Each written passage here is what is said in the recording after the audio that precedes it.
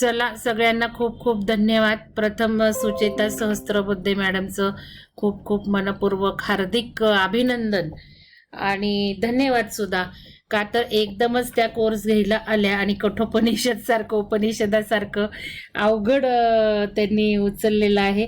तेही 1 महिना ते घेणार आहेत.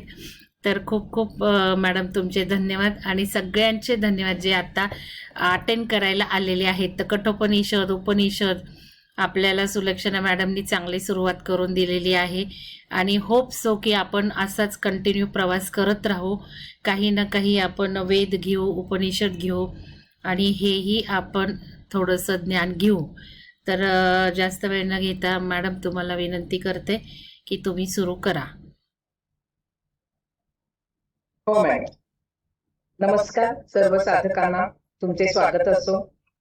विहंगम टेक्नो होलिस्टिक ऑर्गनायझेशन तर्फे मंगल मॅडमनी मला ही संधी दिल्याबद्दल कम्युनिटीचे आणि मंगल मॅडमचे खूप खूप आभार. उपनिषदांच्या वाचनातील हे दुसरे पुष्प आज मी गुंफणार आहे. त्याची सुरुवात सुलक्षणा मॅडमनी ईशावास्य उपनिषदाबद्दल माहिती सांगून किंवा त्याचे वाचन करून केलेलीच आहे. आज आपण दुसरे पुष्प किंवा कठ उपनिषदाबद्दल माहिती करून घेणार आहोत. उपनिषद हा वेदांचाच एक भाग आहे. वेद वाङ्मय हे सनातन धर्मामध्ये अपौरुषीय वाङ्मय असे समजले जाते आणि त्याची उत्पत्ती इसवी सनापूर्वी 4 ते 5 हजार वर्षांमध्ये झाली असावी असा कयास आहे. तर उपनिषद हा वेदाचा अंतिम भाग आहे. वेदाचे 4 भाग होतात: संहिता, ब्राह्मण, अरण्यक आणि उपनिषद.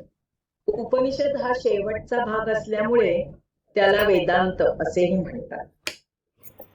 वेदातील सर्व सारच उपनिषदात आढळते म्हणून त्याचे विशेष महत्व आहे.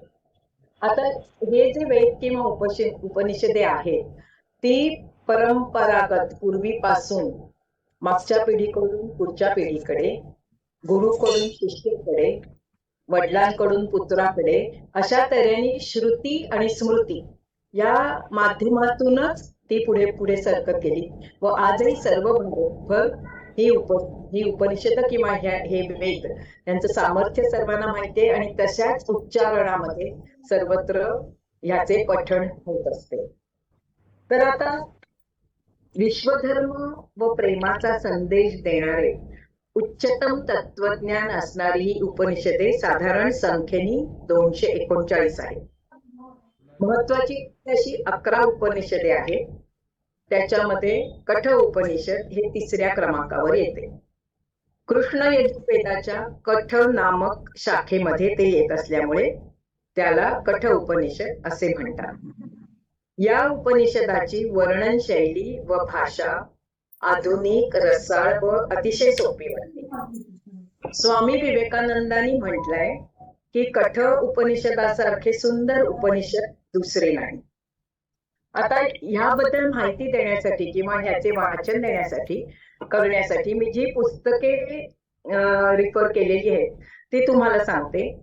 प्राध्यापक द ना दुभाषी, स्वामी योगात्मानंद, हिंदू धर्म संस्कृती ग्रंथमाला भाग 8 हे डॉक्टर शंकर वासुदेव अभ्यंकरांचं पुस्तक आहे. कठ उपनिषदांचे अंतरंग स्वामी शिवतत्वानंदांचं पुस्तक आहे आणि मृणालिनी देसाई यांचं कठोपनिषद ह्या नावाचंच पुस्तक आहे. उपनिषद ह्या शब्दाची फोड कशी होते ते आपण बघूया. आता उप अधिक नी अधिक सद अशी याची फोड होते. सद म्हणजे बसणे. उप आणि नी हे उपसर्ग लावल्यानंतर याचा अर्थ असा होतो की गुरुच्या फार जवळ, उप म्हणजे फार जवळ, नी निष्ठापूर्वक बसणे. उपनिषद गुरुच्या फार जवळ निष्ठापूर्वक बसून ग्रहण केलेले आत्मज्ञान म्हणजे उपनिषद. उपनिषदांच्या केवळ वाचनाने किंवा आता तुम्ही म्हणाल मॅडमनी ही पुस्तक वाचली म्हणजे मॅडमना आता कळलं असेल आत्मविद्या किंवा मृत्यूनंतर आत्म्याचा प्रवास काय आहे, ते इतकं सोपं नाहीये बरं का. कारण उपनिषदांच्या केवळ वाचनाने तुम्हाला आत्मविद्या प्राप्त होत नसते. तर तुम्ही साधक बनून अतिशय तळमळीने गुरुच्या प्रती संपूर्ण श्रद्धा बाळगून हे ज्ञान ग्रहण केले तरच तुम्हाला हे ज्ञान प्राप्त होईल. कठोपनिषदाचे एकूण 2 अध्याय आहेत आणि प्रत्येक अध्यायाच्या 3 वल्ली असे म्हटलेले आहे. वल्ली म्हणजे उपविभाग. प्रत्येक अध्यायाचे 3-3 उपविभाग आहेत. शांती मंत्रासह यातील मंत्र संख्या 120 आहे. काही भाग सुरुवातीचा गद्यात आहे, त्याच्यानंतर मात्र सर्व उपनिषद पद्यात आहे. कठोपनिषद हे संवाद स्वरूपात आहे. कोणामध्ये झालाय हा संवाद? साक्षात मृत्यू देवता यमधर्म आणि आत्मज्ञानाची उत्कट तळमळ असलेला छोटा किशोर वयातील कोवळा कुमार नचिकेत याच्यामध्ये हा संवाद झालेला आहे. या संवादाचे वर्णन या उपनिषदामध्ये अगदी छान तऱ्हेने केलेले आहे. ऋषिकुमार नचिकेताच्या मृत्यू संबंधीच्या अनेक प्रश्नांना उत्तर देत असताना यमराजाने जे अलौकिक तत्वज्ञान सांगितले आहे ते या उपनिषदात ग्रथित केलेले आढळते. उत्तिष्ठ जाग्रत प्राप्य वरान निबोधत, म्हणजेच उठा, जागे व्हा आणि थोर आत्मदर्शी महापुरुषांना शरण जाऊन आत्मज्ञान प्राप्त करून घ्या, असा संदेशच या उपनिषदाने दिलेला आहे. सर्व उपनिषदांमध्ये कठोपनिषद हे प्रश्नोत्तर स्वरूपात असलेले सर्वश्रेष्ठ तत्वज्ञान असलेले उपनिषद आहे. एक कुमार वयातील कोवळा पोर यमाकडे जातो काय आणि यमधर्म, साक्षात यमधर्म त्याला गुप्त आणि महत्वाचे असलेले मृत्यूचे रहस्य उलगडून सांगतो काय, आत्मज्ञान देतो काय, असे कथानक बुद्धिवादातून त्याचा विचार केल्यास केवळ अविश्वसनीयच वाटेल. म्हणून आचार्य श्री शंकराचार्यांनी यमनचिकेता संवादाला आख्यायिका असे म्हटले आहे. आता ह्या उपनिषदाद्वारे श्रद्धा म्हणजे काय, उत्तम साधक कसा असावा, जीवात्मा आणि परमात्मा यामधील संबंध काय आहेत इत्यादी विषयांचे, प्रेयस आणि श्रेयस मार्गातील फरक कोणता, प्रेयस मार्ग निवडल्याने काय होते, श्रेयस मार्ग निवडल्याने काय होते, याचे सुंदर विवेचन या उपनिषदामध्ये केलेले आहे. चला मग आता आपण कठ उपनिषदाच्या वाचनाला सुरुवात करूया. ब्रह्मविद्याचार्य नचिकेतसे आचार्य श्री शंकरांनी यम आणि त्याचा शिष्य नचिकेत याला पुढील प्रमाणे वंदन केले आहे. ओम नमो भगवते वैवस्वताय मृत्यवे ब्रह्मविद्याचार्याय नचिकेतसेचा, म्हणजे ब्रह्मविद्या प्रदान करणारा सूर्यपुत्र भगवान यमधर्म आणि नचिकेता यांना वंदन असो. आता यम आणि नचिकेता मधला संवाद आहे. यमला सूर्यपुत्र असे संबोधले आहे, सूर्यपुत्र आहे यम, तर सूर्यपुत्र यम याच्यामधला आणि नचिकेतामधला हा संवाद असल्यामुळे गुरु आणि शिष्य या दोघांनाही वंदन करून आपण ह्याच्या वाचनाला सुरुवात करत आहोत. प्रथम आपण शांतीपाठ बघूया. ओम सहनाववतु सहनौ भुनक्तु सह वीर्यं कर्वावहै तेजस्विनावधीतमस्तु मा विद्विषावहै. ओम शांती शांती शांती. अर्थात तो परमात्मा, आता गुरु शिष्य जोडी आहे यम नचिकेत, तो परमात्मा आम्हा दोघांचे गुरु आणि शिष्य मिळून रक्षण करतो, आम्हा दोघांचे मिळून पालन करो, आम्हाला बरोबरीने विद्यार्जनाचे सामर्थ्य देवो, आमची विद्या तेजस्वी असो, आमच्याकडून एकमेकांचा द्वेष न होवो. ओंकार रूपी परमेश्वरा, बघा आपल्याला मॅडम सांगतात ना ओंकाराचं किती महत्व आहे. ओंकार रूपी परमेश्वर हा ओंकाराचे रूपच आहे, हे उपनिषदात सुद्धा म्हटले आहे. ओंकार रूपी परमेश्वराच्या कृपेने त्रिविध तापांची शांती होवो, सुख शांती समृद्धी दोघांना लाभो, असा मंत्र म्हणून आपण कोणत्याही विद्येस, आता आमच्या कॉलेजमध्ये सुद्धा आमची रोज सकाळची ही प्रार्थना असायची. ओम सहनावतु सहनौ भुनक्तु सहवीर्य कर्वावहै. गुरु आणि शिष्याचा रोज संबंध असतो तिथे. तर गुरु आणि शिष्य यांच्यामधलं नातं आपुलकीचं, प्रेमाचं, सौहार्दाचं राहिलं तरच गुरुला विद्या द्यायला आनंद होतो आणि शिष्य विद्या ग्रहण करू शकतो. आता बघा ना, तुम्ही साधं उदाहरण घ्या. एखादा शिक्षक, एखादा टीचर आपल्याला आवडत नसतो, मग त्याच्या तासाला बसू नये असं वाटतं. मग त्यांनी दिलेली विद्या त्याच्या विषयाबद्दल नावड निर्माण होते. मग आपल्याला विद्या कशी मिळणार? म्हणून हा श्लोक म्हणायचा की आमच्यामध्ये द्वेष असू दे नको, आमचे परस्परांवर प्रेम असू दे आणि आमची विद्या अतिशय तेजस्वी असू दे. आता आपण उपनिषदाच्या पहिल्या श्लोकापासून सुरुवात करूया.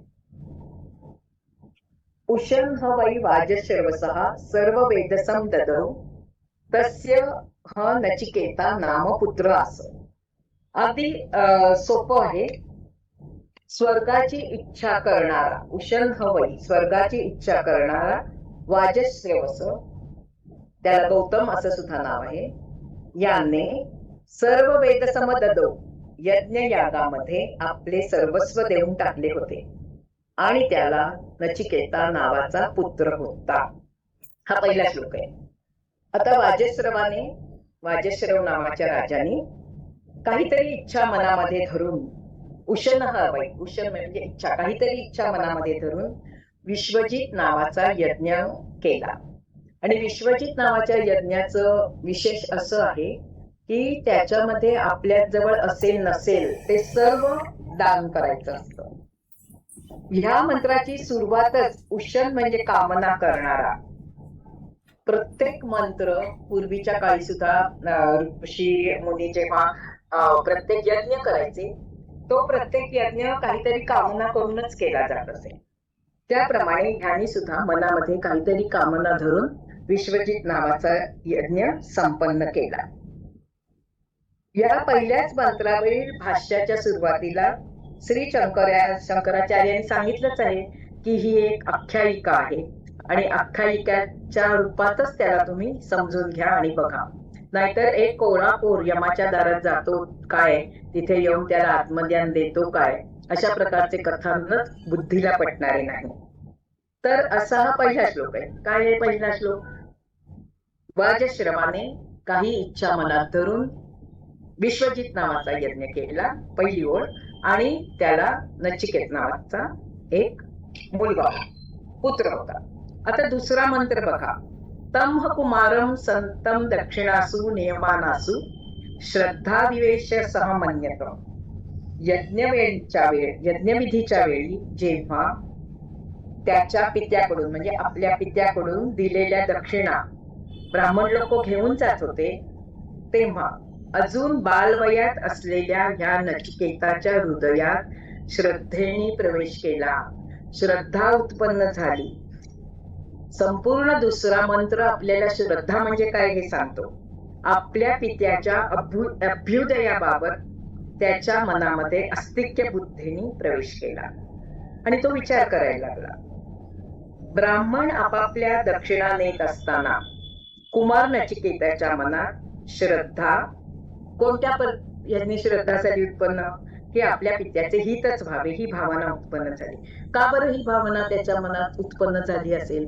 कारण हा जो वाजश्रव होता तो यज्ञामध्ये जे सर्व धन द्यायचे होते त्याच्यामध्ये त्यांनी त्याचा असा अर्थ घेतला होता की आपल्याला नको असलेले सर्व द्यावे, आपल्याला नको असलेले सर्व देऊन टाकावे, तसा त्याचा अर्थ नाहीये. आणि म्हणून तो काय करत होता की ज्या गायी त्याच्याकडे भाकड गायी आहेत, मरायला आलेले घोडे, मरायला आलेल्या गायी, वान झालेल्या की ज्या आता दूध देत नाहीयेत, अशा सगळ्या गायी तो ब्राह्मणाला दान करत होता.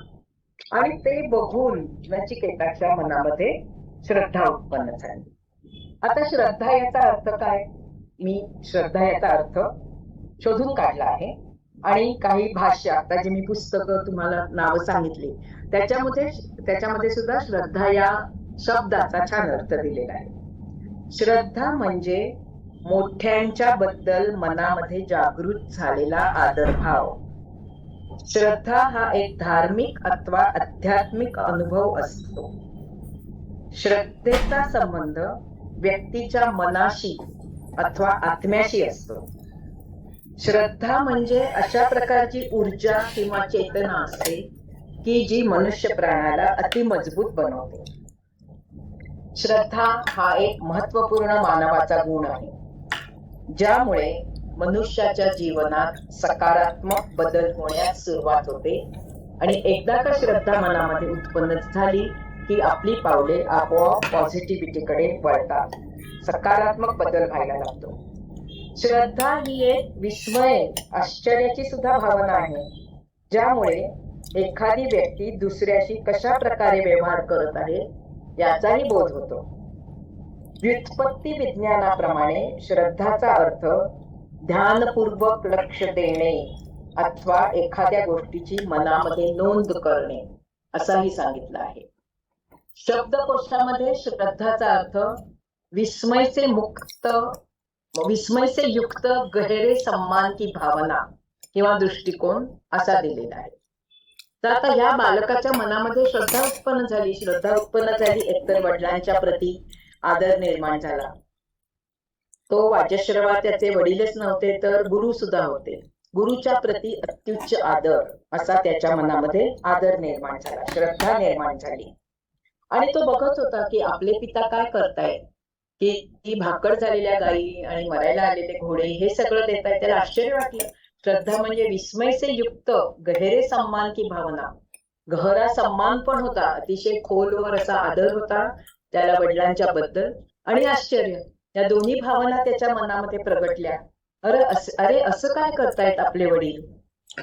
श्रद्धा जागृत झाली की कल्याणाप्रती घेऊन जाणारी भावना मनामध्ये येते. श्रद्धेला आस्था असेही म्हणतात. श्रद्धा म्हणजे आस्था, श्रद्धा म्हणजे धर्मपरायणता. श्रद्धावान व्यक्तीचा ईश्वरावर पूर्णतः विश्वास असतो. ईश्वर आहे की नाही, कुठे आहे, आपल्याला दिसत नाही, मग तो कसा असेल, असे विचार सुद्धा त्याच्या मनात येत नाही, कारण श्रद्धा जागृत झालेली असते. एकदा श्रद्धा जागृत झाली की आपला ईश्वरावर विश्वास असतो, गुरुवर विश्वास असतो, मोठ्या माणसांवर विश्वास बसतो. फक्त आपल्या मनात सत्यावर विश्वास बसतो. आपल्या मनात श्रद्धा मात्र जागृत व्हायला पाहिजे. स्वामी विवेकानंद म्हणतात, श्रद्धा हा शब्द समजण्यास कठीण आहे आणि विलक्षण शब्द आहे आणि तो पुष्कळ गोष्टींवर अवलंबून आहे. श्री शंकराचार्य म्हणतात, शास्त्र व गुरुवाक्य ही अढळ सत्य आहे. अशी धारणा हृदयामध्ये निर्माण होणे. काय काय अढळ सत्य आहे? शास्त्र, सायन्स. मॅडम आपल्याला सांगतात ना, प्रत्येक गोष्टी मागे सायन्स आहे. तर शास्त्र आणि गुरुवाक्य, जे गुरु सांगतील ते, ही दोन्ही अढळ अशी सत्य आहे, ती बदलणार नाही. अशी धारणा जेव्हा आपल्या हृदयामध्ये निर्माण होईल त्याचा अर्थ आपल्या हृदयात त्याप्रती श्रद्धा निर्माण झाली आहे असे समजावे. शुद्ध आणि पवित्र बुद्धी असलेल्या नचिकेताला खूपच आश्चर्य वाटले. आपल्या पित्याचा स्वार्थ पाहून पितृभक्त नचिकेताला पित्याच्या अकल्याणाची कल्पना सुद्धा जरा सुद्धा सहन झाली नाही. तिसरा मंत्र बघूया. नचिकेताच्या मनात शंका आली. तिसऱ्या मंत्राला हेडिंग आहे नचिकेताची शंका. पितोदका, स्वगृही अखेरचे पाणी प्यायलेल्या गायी किंवा ज्या गायींनी शेवटचा घास घेतलेला आहे, ज्यांचे संपूर्ण दहन झालेले आहे, संपूर्ण दूध काढून झालेले आहे, अखेरचा पाण्याचा घोट आपल्या घरामध्ये ज्या गायींनी घेतलेला आहे, ज्यांनी शेवटचं ज्यांचं खाऊन झालेलं आहे, ज्या पूर्णपणे वांस झालेल्या आहेत, ज्यांची हाडं दिसत आहेत, अशा वांस गायींना जो दक्षिणाच्या रूपात दुसऱ्यांना देतो तो कधीही आनंदी होणार नाही. तो दुःखाने भरलेल्या लोकांमध्ये प्रवेश करतो. पितोदका जगद्दृष्णा दुग्धदोहा निरिंद्रिया आनंदा नाम लोक. आनंद नावाचा लोक, दुःखाने भरलेला लोक, गच्छती तादत, गच्छती जाणे. तर जिथे आनंद नाही अशा लोकांमध्ये असा मनुष्य प्रवेश करतो. हे नचिकेताला माहिती होतं आणि त्यामुळे त्याला ते सहनच झालं नाही की आपले वडील आता असे करतायत, म्हणजे ते खचितच आता आनंद शून्य अशा लोकांमध्ये जाईल. मग ते असं का बरं करतायत असं त्याला वाटलं. तर पुढे 4थ्या श्लोकामध्ये पिता आणि पुत्र यांचा संवाद दाखवलाय. स होवाच पितरम तत कस्मै मा दास्यसिती द्वितीयं तृतीयं त होवाच मृत्यवे त्वा ददामि. तो आपल्या पित्यास म्हणाला, बाबा तुम्ही तर हे सगळे गायी घोडे अमुक तमुक या वेगवेगळ्या लोकांना दान करताय. मग त्याच्या मनामध्ये एक अशी भावना निर्माण झाली की मी सुद्धा पित्याचा खूप लाडका आहे, मी सुद्धा माझ्या पित्याचा धनच आहे माझ्या पित्याचे, मग मला पण त्यांनी कोणाला तरी देऊन टाकायला पाहिजे, तरच त्यांचा यज्ञ पूर्ण होईल. सर्वस्वाचे दान त्याच्यामध्ये मी पण आलो. म्हणून तो वडिलांकडे गेला आणि म्हणाला, बाबा तुम्ही मला कोणाला देणार आहात? एकदा त्याने विचारलं, राजाने लक्ष दिलं नाही. पुन्हा विचारलं, राजाने लक्ष दिलं नाही. असं 3दा त्याने विचारलं. राजाला खूप राग आला. मध्ये मध्ये मध्ये मध्ये आपलं यम काहीतरी विचारतोय, जा तू तिकडे जा, मी तुला यमालाच दान देणार. असं तो बोलून गेला. राजा, मी तुला मृत्यूला देऊन टाकीन. आता विश्वजित यज्ञामध्ये शास्त्रानुसार दान जर झालं नाही तर आपल्या पित्याचा मोठाच घात होईल, असं नचिकेताच्या मनात आलं. बघा श्रद्धेचा महिमा बघा. आपल्या पित्यानी सर्वस्वाचं दान केलं नाही तर त्याचा घात होईल असं नचिकेताला वाटू लागलं. आता सगळ्यांच्या समोर, यज्ञवेदी समोर अजून यज्ञाचा अग्नी विझला सुद्धा नसताना नचिकेताचे वडील म्हणाले की मी तुला मृत्यूला दान देईन. मग आता त्यांनी सत्यवचन, असत्य बोलून चालणार नाही. कारण इथे असंही म्हटलंय की जो असत्य बोलतो त्याचे इतर मार्गाने, चांगल्या मार्गाने मिळवलेले धन, पशु, संपत्ती, धनधान्य सगळं नाहीसं होतं. त्यामुळे असत्य संभाषण कधीही करायचं नाही. तर त्याला वाटलं माझे बाबा तर आता असत्य. मग वडिलांना खूप वाईट वाटलं की आपण रागाच्या भरामध्ये असं कसं बोललो. मग तो म्हणाला, नाही रे मी असं रागाच्या भरातच बोललो. तर नचिकेत म्हणतो, नाही तुम्ही अग्नीला साक्ष देऊन म्हणालेला आहात की मी तुला यमाला दान करीन. तर बाबा आता तुमचं वचन मी खोटं पाडू देणार नाही आणि तुम्हाला विध्वंसापासून मी वाचवीन. माझं कर्तव्य आहे, पुत्र म्हणून माझं कर्तव्य आहे. मी माझे समर्पण करून तुम्हाला वाचवीन. आणि तो म्हणाला, जाईन मी बाबा यमाकडे. वडील लक्ष देत नाहीये म्हणून तो त्यांना समजावत होता की बाबा तुम्ही असत्याचे धनी होऊ नका आणि तुम्ही अग्नी समोर म्हणालेला आहात की मी तुला यमाला देऊन टाकीन, तुम्ही काळजी करू नका, मी यमाकडे जाईन. पण नंतर त्याच्या मनात विचार आला, बहुनामे मी 5वा मंत्र, बहुनामे मी प्रथमो, बहुनामे मी मध्यमः, अनेकांपैकी मी श्रेष्ठ आहे. अनेक लोकांचा समजा ग्रुप धरला, मी त्यांच्यात श्रेष्ठ आहे. काही विद्वान लोकांचा ग्रुप धरला तर मी मध्यम आहे. पण मी कनिष्ठ आणि सगळ्यात वाईट असा कोणत्याच ग्रुप मध्ये राहणार नाही. मी मध्यम तरी असेल किंवा प्रथम तरी असेल. मग आणि मृत्यूदंड कोणाला देतात, यमाकडे कोणाला पाठवतात की ज्याने काही शिक्षा वाईट कृत्य केले असेल, जो कनिष्ठ असेल, अधम असेल, नीच असेल, त्याला मृत्यूदंड देतात. माझे वडील मला का बरं असे म्हणाले असतील की मी तुला यमालाच देऊन टाकीन. मी कधीही अधम मार्ग स्वीकारलेला नाही, मी कधीही क्षुद्र वृत्ती स्वीकारलेली नाही. अशा स्थितीमध्ये मला यमाच्या हवाली करून यमाचे कोणते कार्य माझे वडील साधणार आहेत ते काही मला कळतच नाहीये. त्याच्या डोक्यामध्ये विचार सुरू झाला. कर्तव्यनिष्ठ शिष्य व पुत्र अशा दोन्ही भूमिकांमधून केलेले हे नचिकेताचे चिंतन आहे. त्याचा पिता त्याचा गुरु होता. गुरुवचन कधीही निष्फळ ठरणार नाही अशी त्याची श्रद्धा